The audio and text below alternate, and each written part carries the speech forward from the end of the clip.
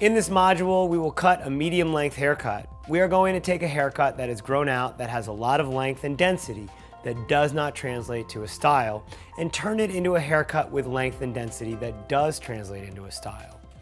So as we can see from our model's hair, it's just long, it's grown out, it doesn't really make sense as far as a style. It's just this clump of hair that's on his head. So the idea is, as we're growing out hair and as we want to bring that hair longer, we want to understand the difference between the length and the density. So the first thing we're going to understand is what it means to grow out length and not density, because we don't need the hair to be super thick and really dense. We do, however, need the hair to be pliable and move around. So the first thing I'm going to do is I'm going to remove density, and I'm just going to take vertical sections, removing weight from the inside out. Now, again, this haircut has already been in place, so my job is just to make this a better version of what it is. So as I remove that density, I'm just going to soften up all that weight internally.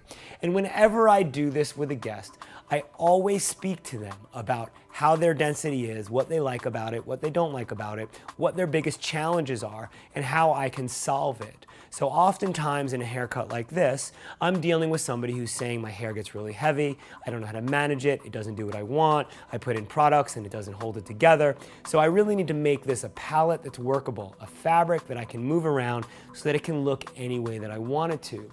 So as I continue to take vertical sections, removing all of that weight to soften up that density. So I'm really going inside the hair to remove that weight, all the way from the root.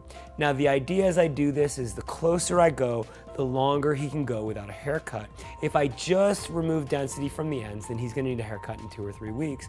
But as I go deeper and deeper and deeper, then I go from 2 weeks to 4 weeks to 6 weeks to 8 weeks to sometimes even 2 months. So a haircut like this, as I understand the difference between length and density, it enables me to be able to go through and really remove the density but still help grow out the length.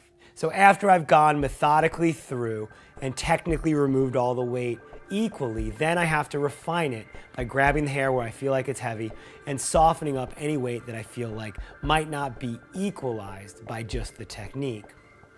After I've done that, now it's time for me to just point cut over comb to start to remove any of the length that doesn't make sense. So as I'm transitioning into a haircut that we're growing out, I also want to make sure that it looks good as it transitions. So we don't just have length for the sake of it, that the length serves a purpose. So here I'm just point cutting over comb and I'm just refining then the hairline so that the hair starts to look really good. And I'm just using my comb to elevate that hair. And then I'm just point cutting the hair that really doesn't actually translate to a part of the style. As I continue through to the back, just point cutting over comb, just removing that initial length, softening it up, making it so that the haircut becomes something that makes sense. So as I transition to the hairline, I can use my shears to refine that neckline, just opening and closing the tips of my shears to really clean up that hairline so it has a nice natural finish to it. After I've removed all of that length that's around the perimeter line, now I need to actually soften up from the previous haircut. So the previous haircut was very blunt, and so because it was very blunt, it falls very heavy. And I really want this hair to be nice and soft and have a lot of movement to it. So what I'm gonna do is I'm just gonna take vertical sections and I'm gonna soften up the line that's grown out. So my goal here is to actually just soften up those lines so that the hair has a nice softer finish. Because when the hair is cut very bluntly, it grows out very heavy. So here, even though I've removed all that density, the ends still have a bluntness to it. And I need to just soften those up by point cutting through. So I'm elevating the hair up and I'm just lightening up those ends. Taking vertical sections. And then from here, my job isn't to actually cut length. It's really more about just softening up that line so that that hair doesn't have such a strong end to it.